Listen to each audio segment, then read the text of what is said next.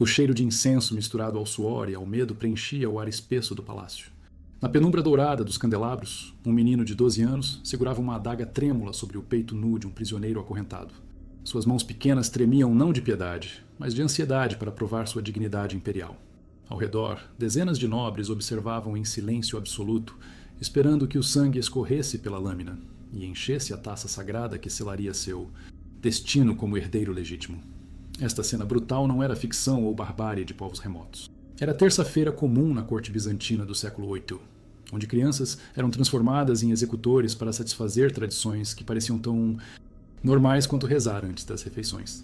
Se esse tipo de história merece ser lembrado, apoie este projeto se inscrevendo no canal e deixando seu comentário sobre como nossa civilização ainda carrega cicatrizes desses tempos sombrios. Por milênios, os maiores impérios da história construíram sua grandeza sobre tradições que hoje nos fariam vomitar de horror. Romanos, chineses, persas, incas e bizantinos criaram rituais tão cruéis que suas próprias populações acabaram se revoltando ou pedindo intervenção divina para que cessassem. Essas práticas não nasceram do sadismo individual de um imperador louco. Eram sistemas complexos, apoiados por leis, religião e estrutura social inteira.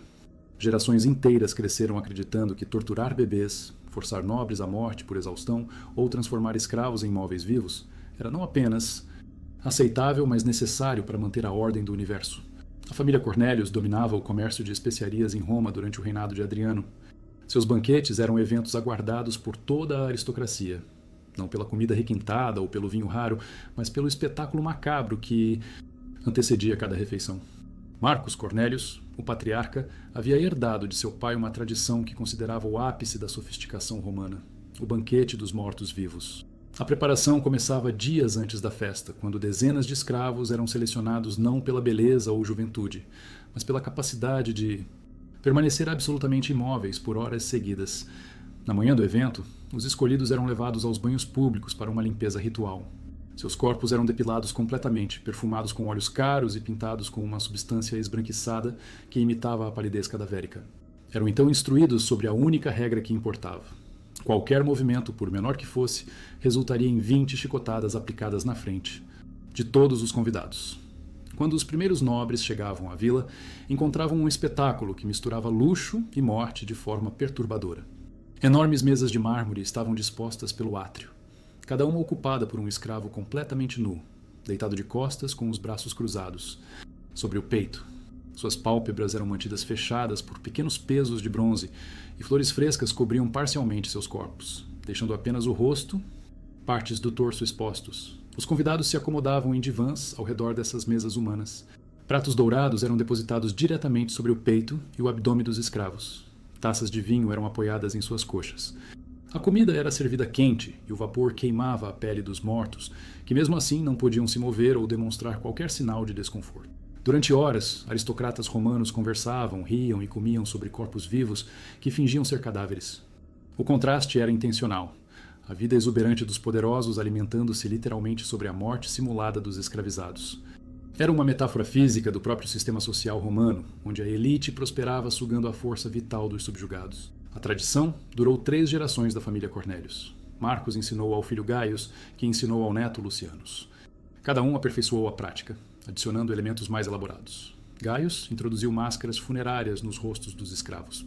Lucianus começou a usar escravos mulheres grávidas, alegando que a vida nascendo dentro da morte simulada trazia boa sorte aos negócios familiares. Mas o império onde crianças eram julgadas por crimes futuros ficava do outro lado do mundo conhecido. Na Pérsia de Dário IV, tribunais especiais funcionavam 3 vezes por semana nos palácios reais, processando os criminosos mais jovens que existiam. Bebês de até 2 anos de idade. O sistema judicial persa tinha desenvolvido uma teoria complexa sobre predestinação criminal. Acreditavam que certas crianças nasciam com propensão genética para traição, assassinato ou roubo.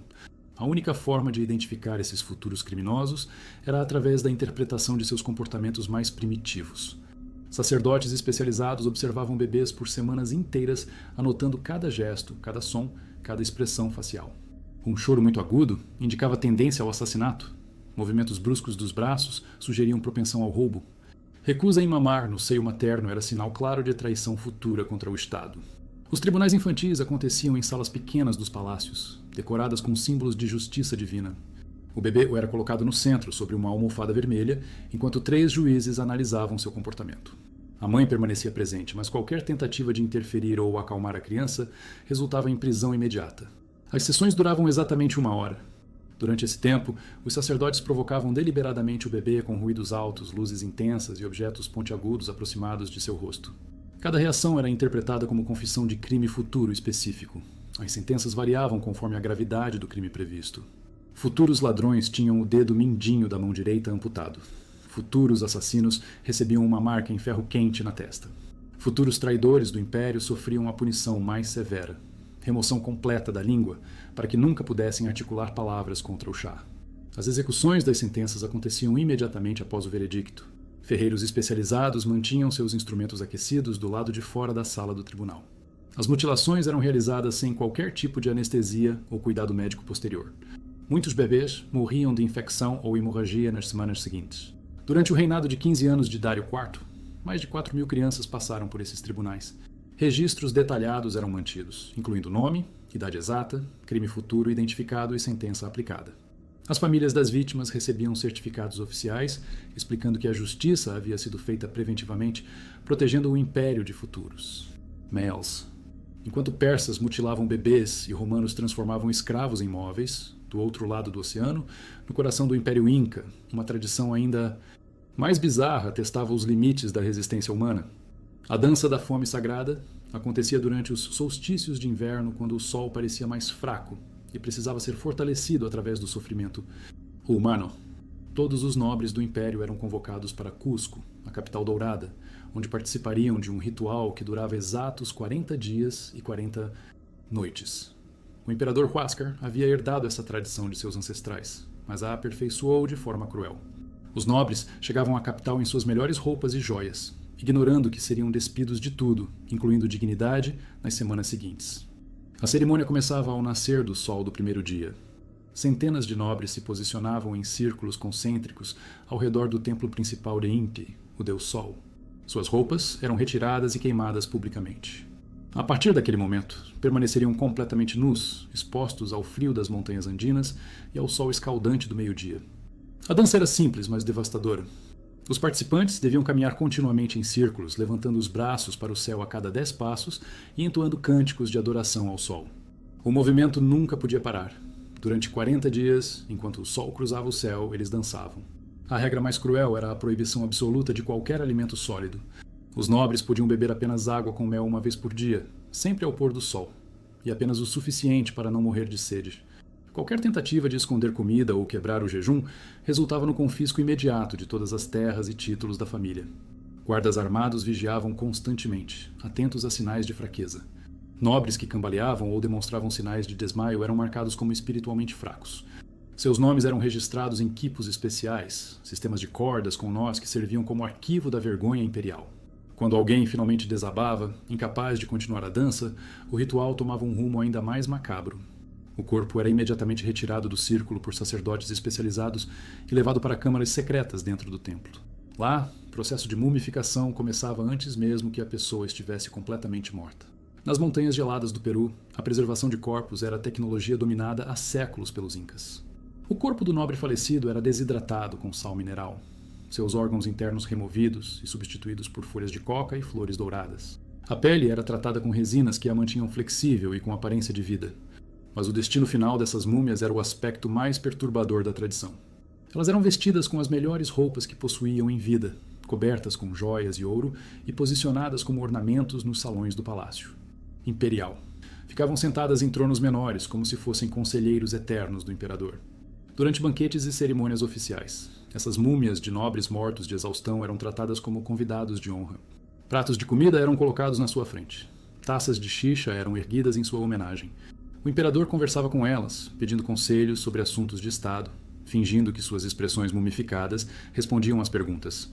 A tradição criou uma galeria macabra de mortos-vivos aristocráticos. Registros incas indicam que, durante um único reinado, mais de 300 nobres morreram de exaustão e fome durante essas danças sagradas. Seus corpos mumificados ocupavam 3 salões inteiros do palácio principal, criando um museu de horror onde a morte, por tradição, era celebrada como honra máxima. Enquanto incas dançavam até a morte e persas julgavam bebês, na China imperial, uma tradição ainda mais sinistra se desenvolvia nos palácios proibidos, de Pequim. O imperador Zhao Ming havia criado um ritual que misturava casamento, sacrifício e obsessão pela imortalidade de forma absolutamente perturbadora. A tradição das noivas imperiais de um dia começou como interpretação distorcida de antigas crenças chinesas sobre a energia vital feminina. Zhao Ming acreditava que o sangue virginal derramado no momento exato entre a lua cheia e o nascer do sol transferia anos de vida da vítima para o assassino. Para maximizar esse poder, ele decidiu que cada lua cheia seria marcada por um casamento seguido de execução. O processo de seleção das noivas era cerimônia elaborada por si só. Funcionários imperiais percorriam todas as províncias do reino procurando meninas entre 14 e 16 anos que fossem comprovadamente virgens, fisicamente perfeitas e de famílias que não pudessem recusar a honra imperial. As escolhidas eram levadas ao palácio com uma semana de antecedência. Durante esses 7 dias, viviam como verdadeiras imperatrizes. Eram banhadas em leite de cabra perfumado, alimentadas com os pratos mais requintados da culinária chinesa, vestidas com sedas bordadas com fios de ouro. Eunucos especializados ensinavam-lhes etiqueta imperial, dança e canto. A farsa era completa. As meninas realmente acreditavam que se tornariam imperatrizes permanentes. Algumas chegavam a escrever cartas para suas famílias, descrevendo a vida luxuosa no palácio e prometendo usar sua nova posição para beneficiar seus vilarejos natais. A cerimônia de casamento acontecia sempre na noite de lua cheia, no jardim central do palácio. Era evento deslumbrante, com centenas de lanternas coloridas, música tradicional e banquete que durava até quase o amanhecer. A noiva usava vestido vermelho bordado com dragões dourados, símbolo da linhagem imperial. O imperador aparecia em suas melhores vestimentas, representando perfeitamente o papel de noivo apaixonado. Após a cerimônia, os recém-casados se retiravam para os aposentos imperiais, onde a farsa continuava por algumas horas. O imperador consumava o casamento, garantindo que a condição de virgindade fosse quebrada no momento certo de seu ritual mágico. Mas quando os primeiros raios de sol começavam a aparecer no horizonte, a máscara caía completamente. O imperador acordava do jovem esposa e a informava calmamente sobre seu verdadeiro destino. Não havia discussão, súplica ou tentativa de fuga que alterasse o roteiro. A execução aconteceria exatamente no momento em que o sol tocasse totalmente o céu. O método escolhido era sempre o mesmo. Decapitação com uma lâmina especial feita de jade puro, metal considerado sagrado pelos chineses.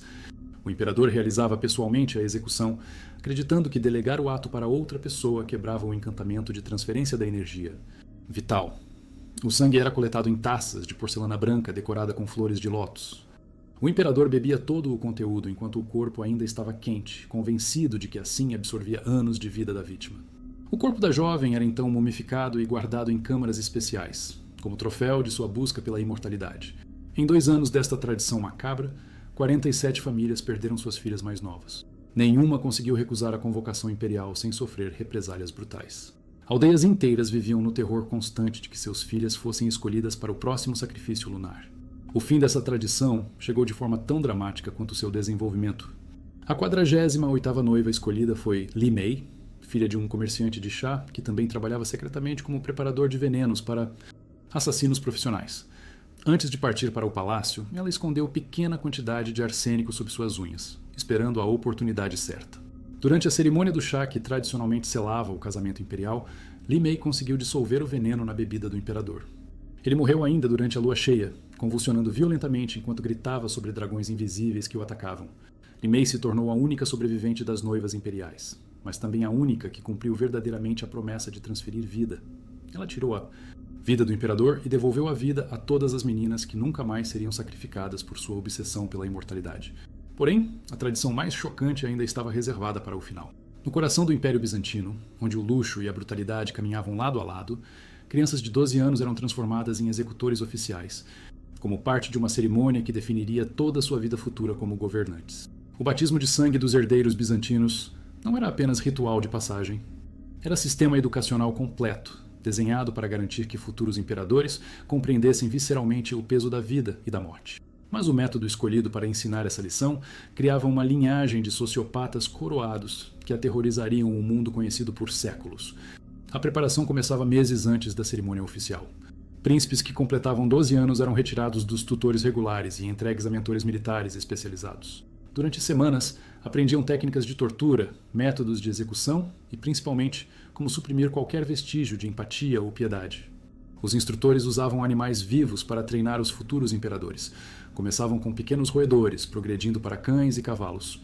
O objetivo não era apenas ensinar como matar, mas como matar sem sentir absolutamente nada. Príncipes que demonstravam hesitação ou nojo eram submetidos a punições severas, incluindo jejum prolongado e chicotadas públicas. A escolha da vítima humana seguia critérios específicos. Tinha que ser prisioneiro de guerra, preferencialmente de povo que tivesse causado dano significativo ao império. Sua idade deveria ser próxima à do príncipe executor, para que a lição sobre a igualdade humana fosse mais impactante. E precisava estar em perfeita condição física para que a execução fosse tecnicamente desafiadora. A cerimônia acontecia no grande salão do palácio, na presença de toda a corte imperial. Centenas de nobres, generais e membros do clero se reuniam para testemunhar a transformação de uma criança em futuro tirano. O prisioneiro era trazido nu e acorrentado, posicionado no centro do salão sobre um mosaico que representava a águia imperial. Agora, nas câmaras do Palácio Bizantino, aquela mesma cena se repetia mais uma vez. O menino de 12 anos segurava a adaga trêmula, sabendo que sua hesitação poderia custar-lhe o trono e o exílio eterno. E o prisioneiro acorrentado olhava nos olhos da criança, talvez vendo neles o último vestígio de humanidade que seria extinto nos próximos minutos. O primeiro corte foi hesitante, apenas um arranhão na pele do prisioneiro. O sangue brotou devagar, algumas gotas que escorreram pelo peito nu do homem acorrentado. O menino imperador olhou para a lâmina manchada, depois para os rostos expectantes da corte. Sabia que não havia volta.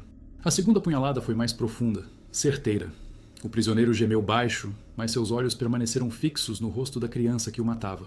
Quando o sangue finalmente encheu a taça dourada, o salão inteiro explodiu em aplausos. O príncipe bebeu o conteúdo ainda quente, sentindo o gosto metálico queimar sua garganta. Naquele momento, aos 12 anos, ele havia cruzado uma linha que jamais poderia ser desfeita. Não era mais uma criança. Era um monstro com coroa, treinado para governar através do terror. Esta cena se repetiu dezenas de vezes ao longo de 3 séculos no Império Bizantino. Cada novo herdeiro passava pelo mesmo ritual sangrento, criando uma dinastia de psicopatas legitimados pela tradição e abençoados pela Igreja. Os imperadores formados por esse sistema se tornaram lendários por sua crueldade. Ordenavam crucificações em massa, criavam jogos onde prisioneiros se matavam mutuamente para entretenimento da corte, inventavam métodos de tortura que seriam copiados por tiranos durante milênios. O último imperador a passar pelo batismo de sangue foi Constantino VIII, que aos 12 anos executou 3 prisioneiros em uma única cerimônia, alegando que um só não bastava para demonstrar sua determinação imperial. Seu reinado durou apenas 8 anos, terminando quando invasões bárbaras destruíram Constantinopla. Relatos de sobreviventes descrevem o palácio tomado por hordas selvagens, que encontraram o jovem imperador tentando negociar sua própria vida, oferecendo demonstrar pessoalmente suas técnicas de execução nos próprios invasores. Os bárbaros não se impressionaram. Decapitaram Constantino VIII com sua própria adaga cerimonial, a mesma que ele havia usado para matar dezenas de prisioneiros durante anos de reinado. Sanguinário. Com sua morte, a tradição do batismo de sangue morreu junto, sepultada sob os escombros de um império que havia confundido brutalidade com força. Mas o fim violento não era privilégio apenas dos bizantinos. Do outro lado do mundo, nas montanhas geladas do Peru, a dança da fome sagrada dos Incas chegou ao seu final de forma ainda mais dramática e definitiva. O último grande ritual aconteceu durante o reinado de Huáscar, quando uma convocação especial reuniu mais de 600 nobres para uma dança que duraria não 40, mas 60 dias. O imperador havia decidido que o império precisava de proteção extra contra invasões espanholas que começavam a ameaçar as fronteiras. Por 8 semanas, a elite inca dançou nua ao redor dos templos dourados de Cusco. O frio das montanhas era mais intenso que o normal, e a chuva torrencial transformou o chão de pedra em lama gelada, onde os nobres escorregavam e caíam constantemente. Mesmo assim, a dança não podia parar. Na 5ª semana, começaram as primeiras mortes em massa. Não apenas 1 ou 2 nobres por dia, como era normal, mas dezenas deles desabando simultaneamente, seus corpos esqueléticos não aguentando mais a combinação de fome, frio e exaustão. Os sacerdotes trabalhavam dia e noite, mumificando os mortos, mas logo ficou claro que não haveria espaço suficiente nos palácios para tantos. Ornamentos macabros. A decisão de Huáscar foi característica de sua crueldade. Ordenou que as múmias fossem empilhadas nos pátios externos, criando montanhas de nobres, mortos que serviam como lembrete para os sobreviventes sobre o preço da fraqueza espiritual. O cheiro de decomposição, misturado aos produtos químicos da mumificação, criou uma atmosfera nauseante que podia ser sentida a quilômetros de distância da capital. Na 7ª semana, quando apenas 80 nobres ainda conseguiam dançar, a terra começou a tremer. Pequenos sismos no início, depois terremotos cada vez mais violentos que racharam as paredes dos templos dourados e derrubaram as estátuas dos deuses. Os incas interpretaram isso como sinal de que o ritual havia ido longe demais, que os próprios deuses estavam revoltados com tanto sofrimento desnecessário. O terremoto final aconteceu na 8ª semana, com magnitude devastadora que destruiu completamente 3 dos 4 templos ao redor dos quais os nobres dançavam. As estruturas douradas desabaram sobre os últimos participantes, esmagando instantaneamente os poucos que ainda resistiam. Huáscar, observando de seu palácio, foi atingido por uma viga de ouro maciço que atravessou seu peito, matando-o na hora. Os sobreviventes do terremoto interpretaram a destruição como punição divina pela dança da fome. As montanhas de múmias foram enterradas em valas coletivas, os templos danificados nunca foram reconstruídos, e a tradição foi oficialmente abolida pelos sacerdotes que assumiram o poder após a morte de Huáscar. Ironicamente, apenas alguns anos depois, os espanhóis chegaram ao Peru e conquistaram facilmente um império que havia se enfraquecido, matando sua própria elite em rituais suicidas. A dança da fome, criada para proteger os incas de invasores, havia na verdade preparado o caminho para sua destruição total. Na Pérsia, o fim dos tribunais infantis foi igualmente dramático, mas veio das mãos das próprias vítimas crescidas. Dário IV havia subestimado um fator crucial.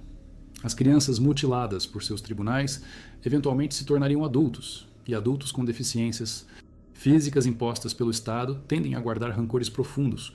A revolta começou de forma silenciosa. Jovens adultos que haviam perdido dedos, línguas ou recebido marcas de ferro quente começaram a se organizar em grupos secretos. Eles se reconheciam pelas cicatrizes em comum, por sinais de mão desenvolvidos especialmente para aqueles que não podiam falar, por códigos que apenas quem havia sofrido nas mãos dos tribunais infantis conseguia compreender. Durante 2 anos, esses grupos se infiltraram em posições-chave do governo persa. Alguns conseguiram trabalho como guardas do palácio, outros como cozinheiros, jardineiros ou escribas. Suas deficiências físicas os tornavam invisíveis para a elite governante, que os via como servos inofensivos marcados pela justiça divina. A vingança foi meticulosamente planejada para coincidir com o aniversário de 15 anos do primeiro tribunal infantil. Na madrugada escolhida, dezenas de conjurados se movimentaram simultaneamente por todo o palácio real. Os guardas leais foram mortos enquanto dormiam. Os sacerdotes que interpretavam o comportamento dos bebês foram encontrados em suas camas com as gargantas cortadas. Dário IV foi capturado vivo em seus aposentos privados. Os revoltosos queriam que ele experimentasse pessoalmente os métodos de justiça que havia imposto a milhares de crianças inocentes. Passaram a noite inteira torturando o Shah, aplicando nele todas as punições que seus tribunais haviam criado. Amputaram seus dedos um por um, marcaram seu rosto com ferro em brasa e finalmente cortaram sua língua para que não pudesse gritar por misericórdia. Na manhã seguinte, o corpo mutilado de Dário IV foi encontrado no centro da sala onde funcionavam os tribunais infantis. Suas mãos decepadas estavam posicionadas sobre a almofada vermelha, onde costumavam colocar os bebês durante os julgamentos. Uma mensagem estava escrita na parede com o sangue do tirano. A justiça verdadeira não tem idade. A dinastia persa nunca se recuperou dessa revolta. Os filhos de Dário IV fugiram para países distantes, levando consigo apenas as roupas do corpo. Os tribunais infantis foram imediatamente abolidos, e uma lei foi aprovada proibindo qualquer forma de julgamento ou punição de crianças menores de 16 anos. Na China, o fim das noivas imperiais também chegou através de uma vingança, mas executada por uma única pessoa determinada a quebrar o ciclo de morte, que aterrorizava seu país. Após a morte de Zhao Ming por envenenamento, Li Mei não tentou fugir ou se esconder. Em vez disso, assumiu o controle do palácio usando o único trunfo que possuía: o conhecimento detalhado de como o imperador havia mantido sua tradição secreta da população geral. Ela sabia onde estavam guardados os corpos mumificados das 47 noivas anteriores. Conhecia os nomes e endereços de todas as famílias que haviam perdido filhas e, principalmente, sabia quais funcionários do palácio haviam participado ativamente dos assassinatos. Li Mei passou os 3 dias seguintes percorrendo cada câmara do palácio, libertando as múmias das noivas mortas e organizando-as no salão principal. Criou uma exposição macabra que mostrava a verdadeira extensão da tradição imperial. Dezenas de corpos de meninas adolescentes, todas vestidas com seus vestidos de casamento, todas mortas no auge de sua juventude, para alimentar a obsessão de um homem por imortalidade. No 4º dia, abriu os portões do palácio e convidou a população de Pequim para ver o que seu imperador havia feito em segredo durante anos. Milhares de pessoas passaram pelos salões, identificando filhas, irmãs e netas que haviam desaparecido sob a desculpa de honra imperial. O horror e a revolta foram instantâneos. As famílias das vítimas exigiram justiça não apenas contra o imperador morto, mas contra todo o sistema que havia permitido que essa tradição existisse. Funcionários do palácio foram julgados publicamente e executados. Generais que sabiam da tradição, mas permaneceram silenciosos, foram exilados para sempre. Até mesmo sacerdotes que haviam abençoado os casamentos imperiais foram destituídos de seus cargos. Li Mei se tornou uma heroína nacional, mas recusou qualquer posição de poder oficial. Preferiu dedicar sua vida a criar uma rede de proteção para mulheres jovens, garantindo que nenhuma família pudesse ser forçada a entregar suas filhas para rituais imperiais. Morreu aos 80 anos, cercada por centenas de mulheres que ela havia ajudado a proteger ao longo da vida. O novo imperador que assumiu o trono após a morte de Zhao Ming aboliu formalmente todas as tradições que envolvessem sacrifício humano e criou leis específicas protegendo os direitos das mulheres jovens. A obsessão pela imortalidade através do sangue virginal foi oficialmente declarada heresia punível com morte. Em Roma, o fim dos banquetes dos mortos-vivos chegou através de uma intervenção que os próprios cornélios interpretaram como divina. Durante o 15º ano da tradição familiar, uma praga misteriosa começou a atacar, especificamente, os participantes dos banquetes macabros. A doença apareceu primeiro nos escravos usados como mesas vivas. Feridas purulentas surgiam exatamente nos pontos onde pratos quentes haviam sido apoiados sobre suas peles. As feridas não cicatrizavam com nenhum tratamento conhecido, espalhando-se pelo corpo inteiro até que a pessoa morria em agonia depois de semanas de sofrimento. Mas a praga não se limitou aos escravos. Os convidados que haviam comido sobre os corpos começaram a desenvolver os mesmos sintomas. Primeiro, manchas vermelhas nas mãos que haviam tocado a comida. Depois, feridas que se abriam espontaneamente nos locais onde haviam apoiado cotovelos e braços durante os banquetes. Finalmente, uma deterioração geral do corpo que lembrava exatamente o processo de decomposição cadavérica. A família Cornélios foi completamente dizimada em menos de 6 meses. Lucianus morreu primeiro, seu corpo coberto de feridas que exalavam cheiro de morte. Depois foi Gaius, que passou os últimos dias de vida delirando sobre escravos mortos que vinham cobrar vingança. Por último, Marcos, o criador da tradição, que morreu sozinho em sua vila, abandonado por todos os servos que fugiram com medo do contágio. Os médicos romanos nunca conseguiram explicar a origem da praga, mas a população em geral não teve dúvidas sobre sua causa. Acreditavam que os deuses do submundo haviam se revoltado contra a profanação da morte e enviado essa punição para restaurar o equilíbrio natural entre vida e morte. A vila dos Cornélios foi abandonada e eventualmente demolida. Uma lei foi aprovada no Senado romano proibindo qualquer forma de simulação da morte para fins de entretenimento. A tradição dos banquetes dos mortos-vivos morreu junto com seus criadores e nunca mais foi tentada por nenhuma outra família aristocrática. Essas 5 tradições não desapareceram simplesmente porque o tempo passou ou porque a civilização evoluiu. Elas terminaram porque suas próprias vítimas, ou os deuses, ou as circunstâncias se revoltaram contra tamanha crueldade. Cada uma chegou ao fim através de violência, vingança ou catástrofe, como se o universo mesmo rejeitasse esses excessos de sadismo institucionalizado. O mais perturbador é perceber que essas tradições não eram aberrações isoladas praticadas por alguns loucos no poder. Eram sistemas complexos, apoiados por leis, religião e estrutura social inteira. Milhares de pessoas participaram, observaram ou permitiram que continuassem por gerações seguidas. Hoje, olhamos para essas práticas com horror genuíno, incapazes de compreender como sociedades inteiras puderam aceitar como normal torturar bebês, matar adolescentes por superstição ou transformar seres humanos em móveis vivos. Mas a verdade desconfortável é que nossa própria época também tem suas tradições cruéis, seus rituais de humilhação e seus sistemas de sofrimento.